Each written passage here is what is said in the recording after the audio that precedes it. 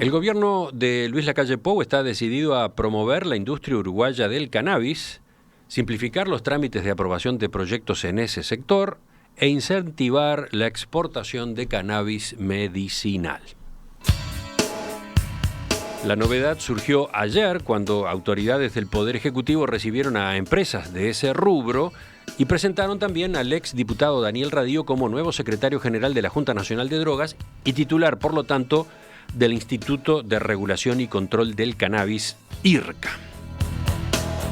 ¿Cómo recibieron este pronunciamiento de los productores de cannabis medicinal y los otros, los dedicados a la industria del cáñamo? ¿Qué oportunidades podrían abrirse? Vamos a conversar otra vez esta mañana con Marco Algorta, que es vocero de la Cámara de Empresas de Cannabis Medicinal. Algorta, buen día, gracias por acompañarnos. Buen día, Emiliano. Muchísimas gracias por el contacto, como siempre. Vamos a actualizar la información después de aquella primera entrevista que hicimos. En primer lugar, aclaremos para los oyentes qué es una empresa de cannabis medicinal. Bueno, es una empresa que puede insertarse en la cadena de producción de cannabis medicinal en varios sectores, ¿no? Desde el cultivo hasta el producto final. En el medio de esa cadena hay un montón de servicios que se tienen que dar o brindar a la industria, y cualquier empresa que esté en el rubro la consideramos de cannabis medicinal. Pero, ¿qué produce una de estas empresas?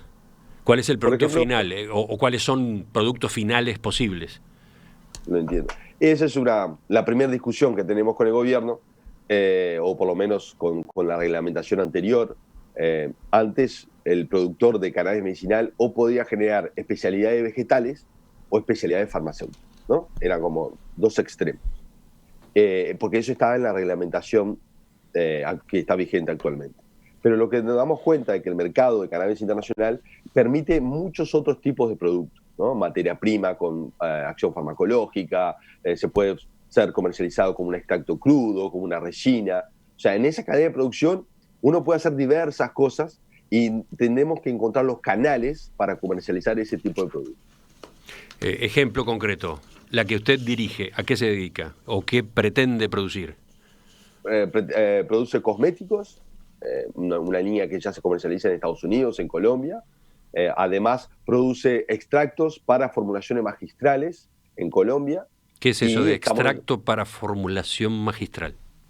Bueno, en Uruguay hay una ley aprobada en diciembre del año pasado que se permite lo que se llama la formulación magistral con cannabinoides. O sea, uno va a una farmacia y dice, bueno, el médico me recetó CBD al 5%, entonces en la farmacia le preparan un frasco con el 5%. Ese extracto, esa materia prima del cual se diluye y se hace el aceite, eso es el extracto para formulación magistral.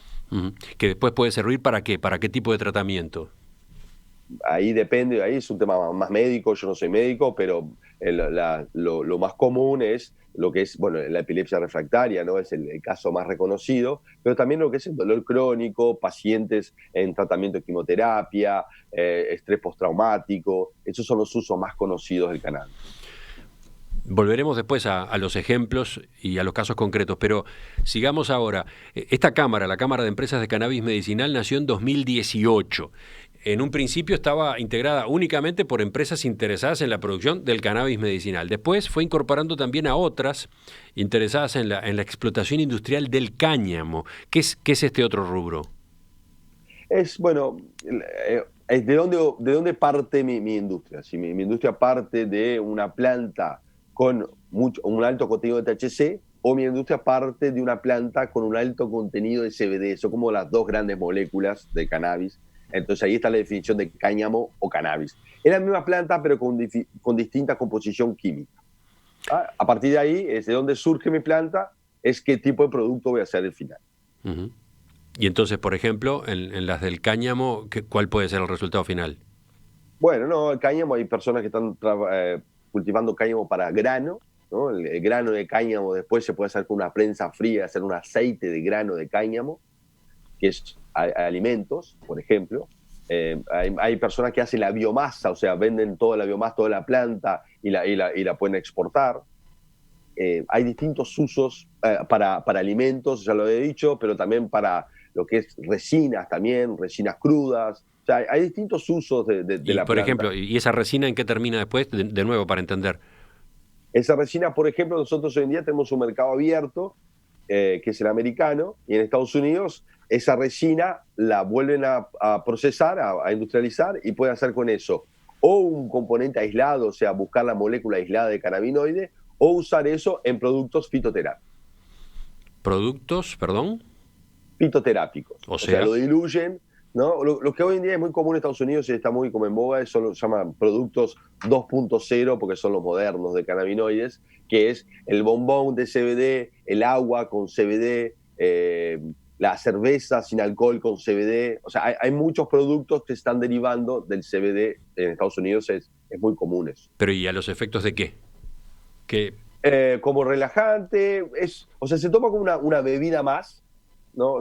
Por ejemplo, el ejemplo del agua pues, se veía muy clara. Los atletas, después de hacer deporte, lo toman porque sienten como una sensación antiinflamatoria, relajante, muscular, muy suave. Y además, como no genera ningún otro tipo no genera rastros en el cuerpo ni nada, es muy saludable, la están usando mucho. Por eso también el CBD se sacó de las sustancias prohibidas de los Juegos Olímpicos, ¿no? De la Comisión Olímpica Internacional, del COI. ajá. Son todos, entonces, productos de la categoría de cannabis de tipo, ¿cómo llamarlo? ¿Medicinal? Ahí está. Bueno, eso es otra gran discusión que tenemos, el cannabis no es solo medicinal, ¿no? Veíamos en un informe que publicó hace muy poco Uruguay 21, habla de cannabis como alimento, ¿no? Habla del cannabis medicinal también. Después podemos trabajar otro producto que podría ser es el tema de la genética, vender semillas, desarrollo de biotecnología, desarrollo de paquetes tecnológicos. O sea, aprendo que esta semilla la tengo que sembrar con cierta densidad en cierta época del año, usar ciertos productos para tener un resultado específico. Ujú. Esos son conocimientos o paquetes tecnológicos que se están desarrollando en Uruguay y se están comercializando en Uruguay. Pero todo esto va por fuera de lo que tiende a identificar el oyente muchas veces, que es la droga, ¿no? La marihuana. Y bueno, ese es el tema. Obviamente que venimos de ese prohibicionismo. El gran trabajo nuestro siempre ha sido un trabajo cultural, más allá de cualquier hecho económico, ¿no? Es desmistificar el uso de los cannabinoides, normalizarlo.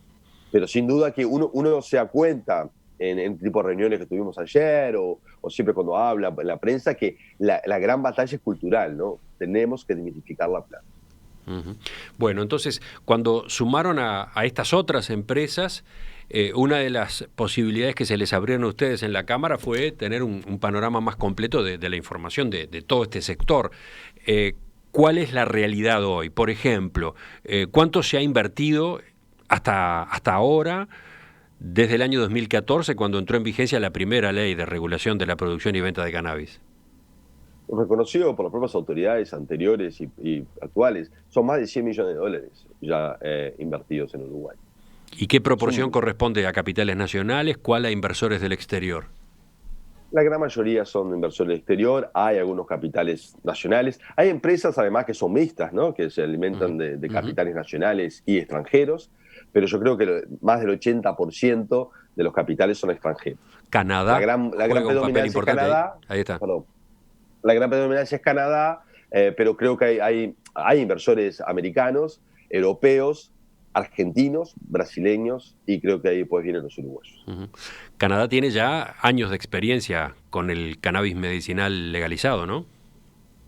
A medida legalizado a nivel federal, ¿no? Porque esas grandes confederaciones tienen como normas distintas. A nivel federal fue cuando la última vez que usted me entrevistó y yo hice el anuncio de la Cámara. Ese era el momento de la legalización de Canadá a nivel federal.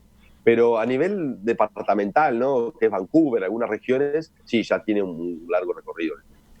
Bien, para terminar con la descripción del sector hoy, ¿cuántas personas trabajan en estas compañías? Si uno calcula los Zafral, son más de 1000 personas. Hoy. Hoy. Fijos son 700 y con los Zafral son más de 1000 personas hoy. Sí. ¿Cuántas empresas son entonces? Licenciadas son 42 empresas con algún tipo de licencia. Más o menos 42, 44, porque van cambiando, pero es más o menos el número de las empresas que hoy en día en Uruguay actúan. No todas están en la Cámara todavía. No, pero tenemos 26 en la Cámara, o sea, tenemos una representatividad muy alta, alrededor del 60%, para una cámara que tiene 2 años, una cámara en formación, la verdad que es un número expresivo. Y sobre todo creo que lo más expresivo es cómo hemos ido creciendo como cámara. Eso muestra mucho, creo que es un símbolo de la fortaleza del sector, ¿no? O sea, es parte de la profesionalización del sector, es generar una voz única, es ir a dar las batallas, para decirlo de alguna forma, con un frente único, ¿no? Uh-huh. ¿En qué departamentos están instaladas estas compañías? Hay en Salto, en Paysandú, hay en Flores, tenemos en Colonia, San José, Florida, Maldonado, Canelones, Rivera, Rocha. Están muy extendidas por el país. En todos esos lugares hay plantaciones, además de fábricas, entre comillas. Exactamente, la mayoría son cultivos de cáñamo, que él nombraba recién. Y son cultivos que se suman a los 2 emprendimientos que por otro lado hay de cannabis psicoactivo, ¿no? Hay 4 emprendimientos de cannabis psicoactivo, son 4 las licencias otorgadas de cannabis psicoactivo, hay una también en el Polo Tecnológico de Pando. Ahora se está armando un enorme proyecto en Zona América, con capitales europeos. Creo que, o sea, es un proyecto de $20 millones el que se está formando en Zona América. O sea que son varios los emprendimientos, ya no son algunos, son varios los emprendimientos que están desarrollando en el país. Bueno, ayer ustedes, como Cámara, se entrevistaron con autoridades del gobierno. ¿La iniciativa partía de las empresas? No, fue una convocatoria hecha directamente de Prosecretaría. ¿Fue el primer contacto con esta administración? No, hemos tenido diversos contactos, ¿no? Ministerio de Ganadería por un lado, Ministerio de Salud Pública, el MIEM también, Omar Paganini nos recibió 2 veces. No, habíamos tenido varias reuniones previas, esta fue como la oficialización del trabajo en conjunto. Estaba vacante desde el 1 de marzo el cargo que ahora asumió Daniel Radío, al frente de la Junta Nacional de Drogas y también del Instituto de Regulación del Cannabis. ¿Esa demora les generaba a ustedes algún tipo de inquietud? ¿Les complicaba las cosas? Sí, esa demora nos generaba complicaciones porque, claro, al no haber un presidente del IRCA, la Junta Directiva del IRCA no se reúne. Y al no reunirse la Junta Directiva del IRCA, no se otorgan licencias o nuevas autorizaciones. Entonces, un poco la industria, con la falta de su jerarca, estaba siendo demorada en el tema de habilitaciones y permisos. O sea que ese era un factor que a ustedes les inquietaba. Y otra cosa, teniendo en cuenta que las leyes de regulación de la producción y venta del cannabis se aprobaron durante las presidencias de José Mujica y Tabaré Vázquez, ¿este cambio de gobierno les generaba dudas a los ejecutivos locales o a los inversores extranjeros?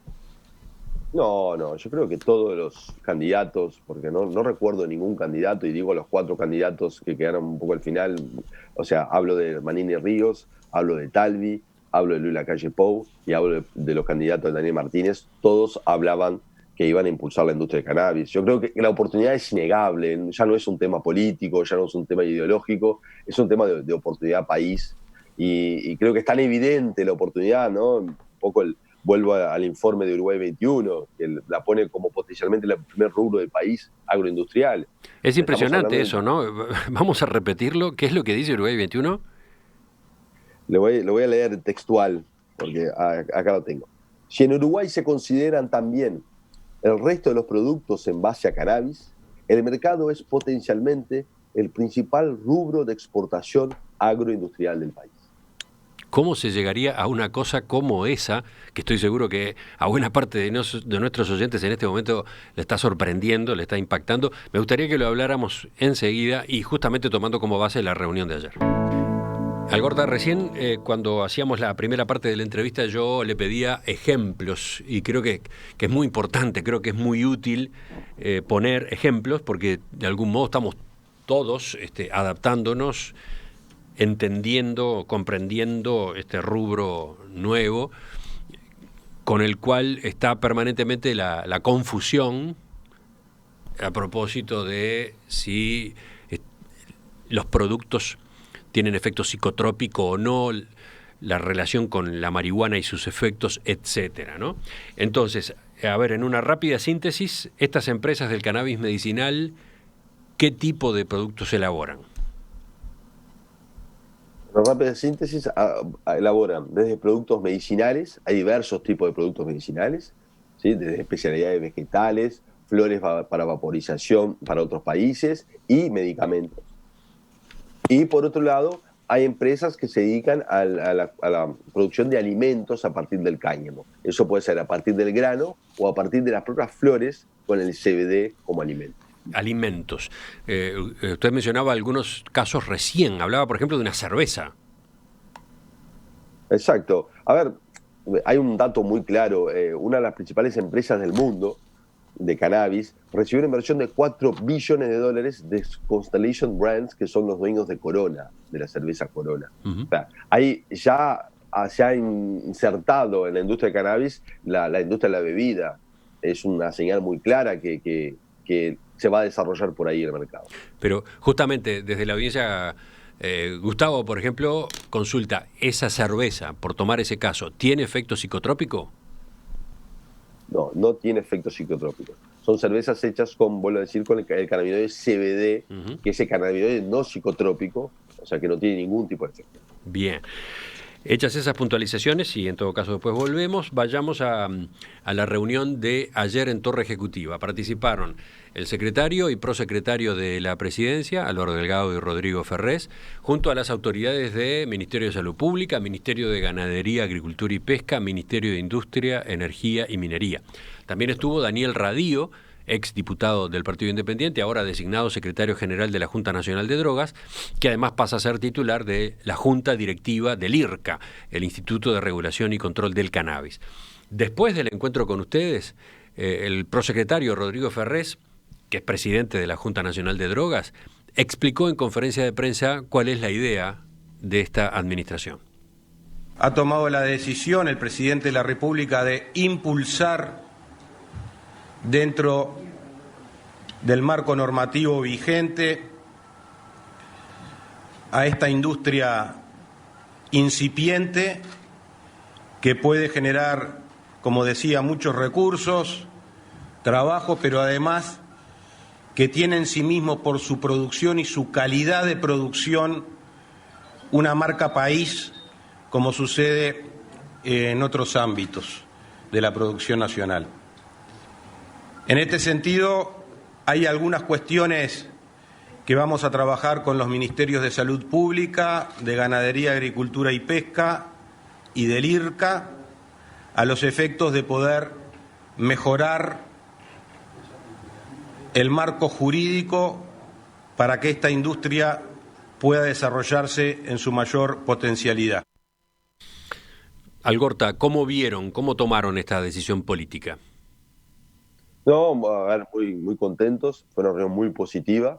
Fue una reunión, obviamente que es una reunión de trabajo, ¿no? Es una reunión de lanzamiento, de puesta a punto.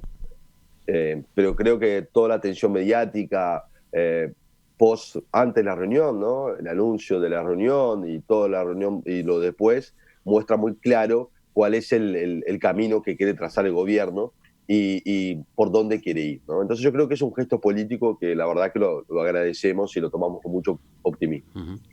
Se creó una comisión en la que participan los empresarios del sector y que va a analizar esos cambios a los que aludía recién Ferrés en el régimen jurídico. Parece que la idea es modificar los plazos, también los trámites que requieren las solicitudes de operación y de exportación.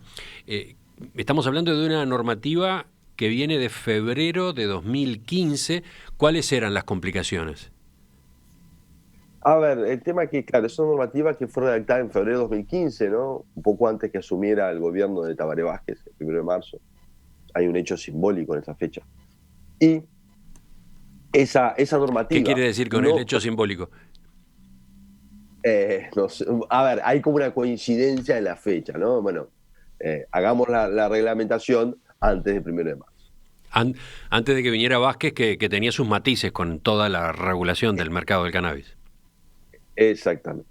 Entonces, esa reglamentación precoz, por ejemplo, prevé el comercio exterior, ¿no? En el artículo 46 prevé el comercio exterior. Pero claro, en ese momento no había comercio exterior de cannabis. Entonces es una norma que precede a la práctica, y eso es un problema. Quiere prever una práctica que no existe, y la práctica del comercio internacional fue por otro lado. Entonces la norma no logra abarcar ese comercio que ocurrió. hay esos pequeños problemas de fasaje de tiempo y claro, necesitamos un ayornamiento de esa norma urgente para poder insertarnos en el mercado internacional. Pero ¿qué estaba pasando? ¿Había demoras, por ejemplo? De ese tema se habla en el ambiente, ¿no? Demoras para las licencias de operación, demoras para los trámites de exportación.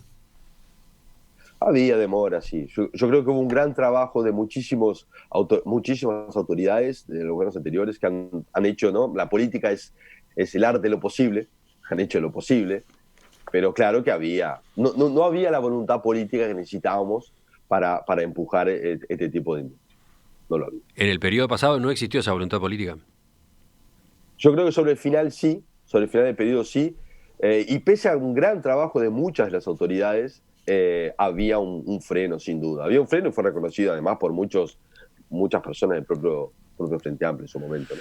Tengo entendido que las exportaciones que se han concretado de las empresas instaladas y que están operando en Uruguay son únicamente de flores de cannabis medicinal con fines de investigación. ¿Cómo es esto? No, bueno, las grandes exportaciones que hubieron, que fueron con destino a Portugal, salieron con fines de investigación. Entonces, ese ha sido un problema que todavía tenemos que resolver con el Ministerio de Salud Pública. Estamos vendiendo flores para fines medicinales y queremos que así sean catalogados y queremos que así permita el gobierno uruguayo. Entonces, esas flores que salieron para fines de investigación, que es otra de las formas que permite las convenciones internacionales, ¿no? Las convenciones internacionales permiten la venta de cannabinoides para fines medicinales y fines de investigación. Acá se estaba saliendo solamente por uno de esos canales. ¿Por qué? Exactamente. Porque el Ministerio de Salud Pública exige un registro. Porque como el fin es medicinal, ellos quieren que se registre ese producto y que se demuestre la eficacia. Pero esos productos son usados en un régimen de uso compasivo, que quiere decir que son productos sin registro en los países de destino, ¿no? Estamos hablando de Israel, de Alemania. Esos planes de cannabis medicinal de esos países no exigen ni la demostración de eficacia, ni el registro del producto. Entonces, el gobierno uruguayo nos estaba exigiendo una norma que el comprador no le exige y al mismo tiempo nos dificultaba mucho el registro de esa materia prima. Y eso ha llevado a que algunas empresas estuvieran trancadas su operativa o estuvieran perdiendo oportunidades de exportación. Sí, sin duda. En este momento hay una exportación a Israel trancada de varias toneladas. Y cuando digo Israel, en el mundo del cannabis, Israel es como los relojes, Suiza para los relojes o Francia para los vinos, ¿no? Digo, es un país de referencia total, es el primer país a empezar a redescubrir los cannabinoides en la década del 70. Estamos hablando de un país de punta a punta en el tema, y ellos están impresionados por la calidad de nuestros productos y hay un pedido trancado a un destino de ese tipo por temas puramente reglamentarios. Por las dudas, ¿no? Puede preguntarse el oyente, ¿por qué Israel necesita importar desde Uruguay este producto? ¿No lo puede plantar Israel mismo? Israel tiene costos mucho más caros, mucho más altos que la nuestra producción. Y la verdad es que el producto uruguayo sale con excelente calidad. Tenemos muy buena agua nosotros también, ¿no? Uruguay tiene, creo que, condiciones geográficas interesantes para el cultivo de cannabis, y hemos desarrollado estos años un know-how, y la verdad es que el producto es muy bueno y a un muy buen precio para los israelíes, y ellos prefieren comprarlo directamente de Uruguay. Y entonces, hasta ahora, ¿qué ha pasado con las exportaciones? ¿Qué volumen han tenido? Las exportaciones son alrededor de $7 millones hasta el momento, pero obviamente que tenemos en las gateras, como quien dice, alrededor de $100 millones más, esperando cambios reglamentarios para poder comercializarse. $100 millones. Sí, hay 180 toneladas, el informe de ayer del propio Ministerio de Ganadería, Cultura y Pesca, lo tengo acá, dice 120 toneladas de flores biomasa al 10%, a eso habría que agregarle los productos de alto contenido de THC, medicinales también para la venta. Estamos hablando alrededor de 160, 170 toneladas de productos prontos para ser comercializados. Estábamos hablando de las dificultades, los frenos, las trabas que han existido hasta ahora para el desarrollo de este sector a partir de una normativa que está vigente. Pero sobre todo, bueno, ahora, por ejemplo, yo me concentraba en las preguntas con la exportación. ¿Qué pasa mientras tanto con el mercado local? ¿Viene difícil eso, lo de las autorizaciones para comercializar cannabis medicinal acá adentro. A ver, generar un producto de cannabis con un registro farmacéutico lleva mucho tiempo y al final, porque es un desarrollo complicado, termina llegando a un producto que tiene un cierto valor. Como cualquier medicamento nuevo, de alguna forma hay que financiarse el desarrollo de ese producto. Ese por un lado. Pero por otro lado, hay una ley, la 19.847, que fue aprobada en diciembre del año pasado. Sí, fue que justo al final del periodo pasado, ¿no? Exactamente, después de la selección. Otra señal. Y ¿Otra señal de qué? A ver. No, porque bueno, era el final del periodo. En diciembre del año pasado se aprueban 2 leyes sobre cannabis. La 19.845, que prevé la investigación científica, y la 19.847, que facilita el acceso a los pacientes. Pero es al final, en diciembre. Sí, con lo cual se estaba satisfaciendo una demanda muy firme de una cantidad de personas que en Uruguay, para sí mismas o para sus familiares, estaban requiriendo que se habilitara ese marco, ¿no? Porque de hecho, en Uruguay se recurre al cannabis medicinal, pero se lo hace, o se lo hacía antes de esa ley, de manera informal, con falta de garantías, etcétera, ¿no? Exacto. Esa ley que no está reglamentada todavía, y está vencido su plazo, porque la ley prevé 180 días de plazo para su reglamentación, y ese plazo está vencido. Obviamente que el tema de la pandemia ha atrasado mucho las cosas, y se entiende, pero hay que reglamentar también esa ley. Hay una ley vigente que no está reglamentada. Entonces, en definitiva, ¿qué es lo que está pasando con autorizaciones para la venta dentro del mercado de acá? Seguimos con los productos farmacéuticos y nada más, y no estamos aprovechando o haciendo uso de todo nuestro marco jurídico aprobado por unanimidad, ¿no? Perdón, no entendí. ¿Seguimos con los productos farmacéuticos? ¿Qué quiere decir eso? Solo seguimos con productos con registro farmacéutico. Hay un producto ya registrado y otro a punto de ser registrado por laboratorios. Eso es una forma de acceso. Pero la otra forma de acceso que prevé la ley 1847, todavía esa no está reglamentada. O sea, ¿cuál es la que no está reglamentada? Repasemos. Digo, porque tenemos que entender esto, ¿no? Por ejemplo, lo que se llama las formulaciones magistrales. Ajá. Claro, la 19.847, que es la que prevé las formulaciones magistrales, va a generar productos más accesibles a los pacientes. De ahí el título de la propia ley, ¿no? Ley de acceso al cannabis medicinal. Uh-huh. Entonces, y prevé además otro tipo de actividades como la formulación de asociaciones de pacientes, y etc. Todas esas actividades que van a permitir un acceso a productos de un cierto un estándar de calidad y a un precio mucho menor, todavía no está reglamentado. De nuevo, ¿serviría para qué casos? ¿Para qué enfermedades? En el caso de Uruguay, ¿por dónde viene la demanda más fuerte? A ver, en Uruguay la demanda más común es, la verdad, es el dolor crónico, el dolor de manos, artritis. Eso es el uso más común que hay. Pero los pacientes que están en tratamiento de quimioterapia también hacen mucho uso de los cannabinoides. Después hay muchos usos. Yo no quiero entrar porque yo creo que eso es campo de la medicina. Yo abogo por un cannabis regulado y que sea prescripto por médicos. Entonces creo que ese tipo de uso o de explicación la tiene que dar la propia comunidad médica. Sí, entiendo, pero también es cierto que para el oyente es importante situarse, ¿no? Saber de qué estamos hablando, de qué tipo de empresas estamos hablando.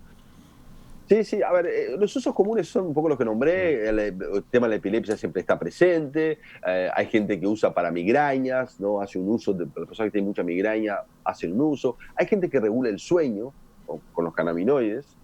Hay muchas personas que regulan el sueño con los cannabinoides. Uh-huh. Lo que es dolores puntuales, dolores de rodilla, dolores en los huesos, eso también. Cada vez es un producto que es usado por personas de más edad, ¿no? El público que más se acerca a los cannabinoides son los mayores de 60 años. Eso claramente se nota eso. Entonces, bueno, esos son los tipos de enfermedades o problemas que el cannabis inserta, medicalmente hablando, ¿no? Bueno, ¿y cuál fue la respuesta de las autoridades en esta reunión de ayer a propósito de este capítulo en especial, el mercado local?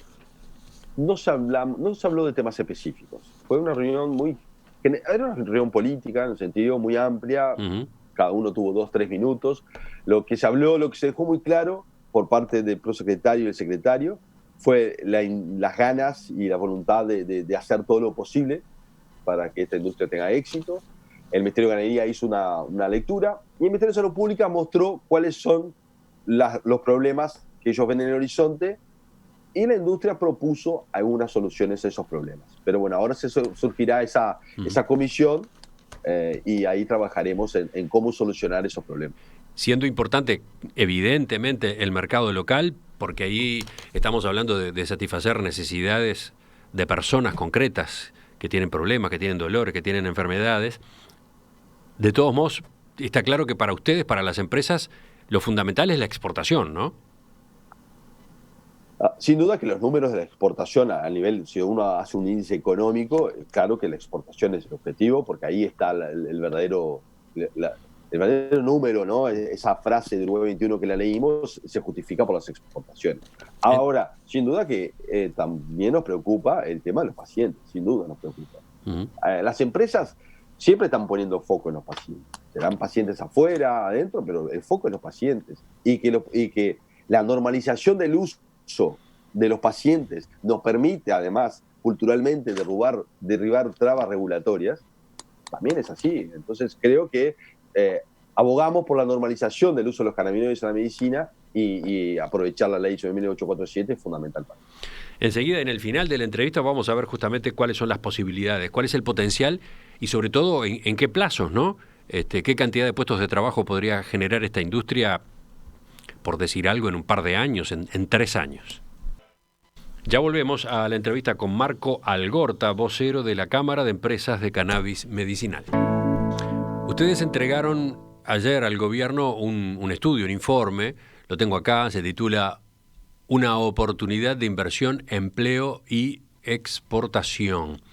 Empiezan planteando a propósito del sector como ventaja la versatilidad del cannabis, ¿no? Cosmética, alimentación, bioplástico, papel, construcción, combustible.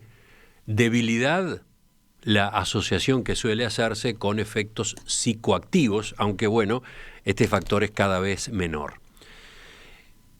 La Cámara está enfocada en los aspectos terapéuticos de los cannabinoides, terpenos y flavonoides de la planta. Después, bueno, detallan algunos beneficios médicos del cannabis y se refieren al punto de partida, ese del cual hablábamos hace un rato, una inversión hasta ahora de unos $70 millones, y en cuanto a puestos de trabajo, más de 1.000 en este momento entre zafrales y permanentes. ¿Cuál es la posibilidad que hay por delante? Ustedes también han manejado números en este encuentro del día de ayer. ¿Puede explicar cómo son los cálculos? ¿Cómo es esa proyección? Claro que sí. Hoy en día podemos ya empezando por lo que tenemos a mano, que son las flores. Tenemos la capacidad de colocar 120 toneladas a un precio, cada uno hace una negociación por precio, todavía no hay precios fijados, ¿no? Esto no es la soja, que hay un precio que rige el mercado, pero a precios de $150 el kilo, $200 el kilo, perfectamente. Es un poco lo que se ha comercializado ya de algunas partes de la producción. Entonces yo creo que hay un potencial en este momento, en esas 120 toneladas, fácilmente, son más de 120, son casi 170, esas 170 toneladas de alrededor de $100 millones, pero estamos haciendo un precio promedio, ¿no? Alrededor de $100 el kilo. ¿Esa es la posibilidad de exportación anual? Es la oportunidad que tenemos ahora, en este momento. O sea, si nos deshacemos de la mercadería o de la producción que tenemos pronta, estamos llegando a ese número. La capacidad que tenemos es superior a los $1.000 millones de acá a 4 o 5 años, que es el número, por ejemplo, hoy en día de la florestal o ganadería, más o menos andan por esos números. Y no lo digo yo. Perdón, obviamente que antes era uno... ¿1.000 millones de dólares es una posibilidad de exportación anual? Sí, sin duda. Es un mercado que crece muy rápido y obviamente que para las dimensiones de otros países quizás no es tan significativo. Pero para la medición de Uruguay, la ecuación de Uruguay, es un número muy significativo para nosotros. Y estamos hablando de un mercado que hoy en día es de alrededor de $30.000 millones. O sea, estaríamos por un 3% del mercado, 4% del mercado, no más que eso. Hmm. Sí, estaba repasando antecedentes y, por ejemplo, veía unos comentarios que hizo Gustavo Robaina, integrante del grupo de investigadores Monitor Cannabis, en el año 2018 en una nota con la agencia Sputnik. Él decía, hay suficiente evidencia como para animarnos a invertir, y eso lo saben las empresas. El dinero que podríamos ganar no tiene límites, decía. Un ejemplo de ello, Canadá, que en 2017 tuvo 3.000 millones de dólares de ganancia en cannabis medicinal. Es interesante la frase esa, el dinero que podríamos ganar no tiene límites. ¿Ustedes lo comparten? No sé si no tiene límites, pero sí es verdad que el horizonte está muy lejos todavía. O sea, no sabemos dónde está el techo. Y vayamos al informe de Uruguay 21. ¿De cuándo es el informe, concretamente? De hace 2 meses atrás. 2 meses. No, es muy actual. Un informe de este año, ya con las nuevas autoridades. El título es Cannabis, oportunidades de inversión. Allí se explica el potencial del sector. Y voy al párrafo que usted mismo citaba hace un rato. Si en Uruguay se consideran también el resto de los productos en base a cannabis, el mercado es potencialmente el principal rubro de exportación agroindustrial del país. Es un vuelco gigante, ¿no? Es una transformación que cuesta ubicar en la cabeza, ¿no? Que este sea el principal rubro de exportación agroindustrial del país. Dice, dada la intensidad de la producción, el área no sería limitante y el potencial a nivel de pequeños productores no es despreciable. Además, Uruguay tiene la oportunidad de posicionarse como líder en trazabilidad en cannabis, teniendo en cuenta su experiencia en otros sectores. Creo que estaría bueno ir desmenuzando los puntos que aparecen allí, ¿no? Dada la intensidad de la producción, el área no sería limitante. Estamos hablando de plantaciones relativamente chicas, ¿no? Claro, no. Hoy en día hay 600 hectáreas cultivadas de cáñamo y cannabis. Son cultivos intensos, no son cultivos extensivos. O sea que el problema de las hectáreas no es un problema para lograr productos de calidad a buen precio. Por eso es que dice el área no sería limitante. Por otro lado, el potencial a nivel de pequeños productores no es despreciable. ¿Cómo es esto? Creo que se puede haber muchos pequeños productores que se animen a producir cáñamo en, no sé, 20, 30 hectáreas y vender esa producción después para la industrialización dentro del país, ¿no? Creo que si generamos una cadena de la industria de producción, puede haber personas que solo se dediquen a la producción de la materia prima, otras empresas que solo se dediquen a la industrialización, otros que se dediquen a la terminación del producto. O sea, la industria ha madurado. Antes las empresas eran muy verticales, ¿no? Hacían todo. Plantaban, cosechaban, secaban, industrializaban, producto final. Ahora como que se ha roto, ha madurado la empresa, son más horizontales. Entonces creo que hay una gran posibilidad de generar como un microclima de pequeños productores que generen producciones para la industrialización del país. Y después dice, Uruguay tiene la oportunidad de posicionarse como líder en trazabilidad en cannabis. O sea... Hay un proyecto muy interesante de trazabilidad con blockchain uruguayo, que el que conozco que está atrás de eso es Enrique Topolansky de la ORT. Es un proyecto maravilloso que lo vienen trabajando desde hace mucho tiempo. ¿Qué quiere decir entonces, trazabilidad acá? Trazabilidad es porque, claro, cuando uno quiere vender a Estados Unidos, yo le contaba el mercado americano. El mercado americano exige que haya una trazabilidad de la planta total, desde el primer grano, dónde fue cultivada, a qué temperatura fue cultivada, entender todo el proceso hasta el producto final. Entonces, la trazabilidad de la producción es fundamental para colocar productos en mejores mercados. La trazabilidad es un valor adicional, digamos. Sin duda, al igual que ha pasado con el ganado en Uruguay, ¿no? Con el tema de las caravanas, la trazabilidad genera apertura a mejores precios y a más mercados. ¿Sí? Bueno, y en cuanto a puestos de trabajo, ¿cuál es el potencial? ¿Cuál es el horizonte que ustedes están manejando? Por lo menos un horizonte cercano. Yo creo, a ver, si acá dependemos mucho de lo que ocurra en las próximas semanas y meses en el tema regulatorio.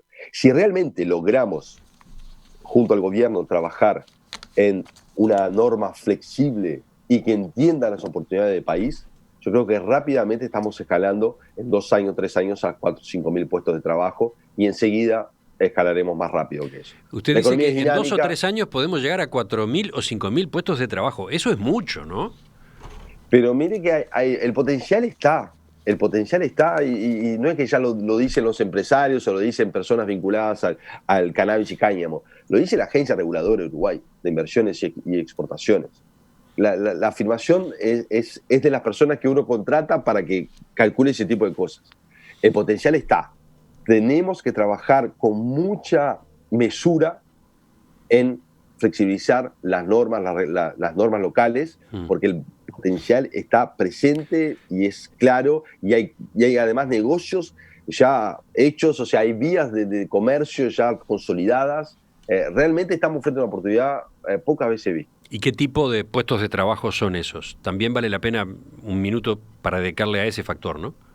Sin duda, yo creo que hay muchísimos puestos de trabajo de calidad, ¿no? En el sentido que técnicos. Yo creo que acá habrá una gran oportunidad para químicos farmacéuticos, biólogos, ingenieros agrónomos, abogados. Hay un gran tema regulatorio en esta industria, personas dedicadas a las finanzas. Yo creo que ahí hay un gran mapa. Y después está el trabajo más de campo, más rural, en el sentido, el trabajo más manual, ¿no? La cosecha, el acopio, ese tipo de trabajo también genera muchos puestos de trabajo. Y zafrales, recordemos que el cáñamo, zafral, son 10 personas por hectárea. Entonces es un número bastante alto. Y cuando hablamos de 5.000, ¿estamos hablando de 5.000 permanentes o 5.000 incluyendo los zafral? Incluyendo los zafranes, incluyendo los zafranes. De todos modos, claro, en un contexto como este, con las dificultades económicas en las que nos encontramos y de las que hay que salir, es una perspectiva que no puede dejarse de lado así nomás, ¿no? Entonces, bueno, va a haber que seguir de cerca lo que ustedes continúen trabajando con el gobierno, con las autoridades. ¿Cuándo podrá estar este panorama más o menos delineado? Bueno, recién ahora se está formando la comisión, se están decidiendo los últimos nombres. A ver, nuestra expectativa es que sea cuanto antes. Acá hay un tema de urgencia en la industria de que tenemos que lograr liquidez económica. La situación económica del mundo todos la conocemos. Las empresas tienen que de alguna forma poder colocar al menos parte de su materia prima para seguir girando la rueda. Esto es urgente.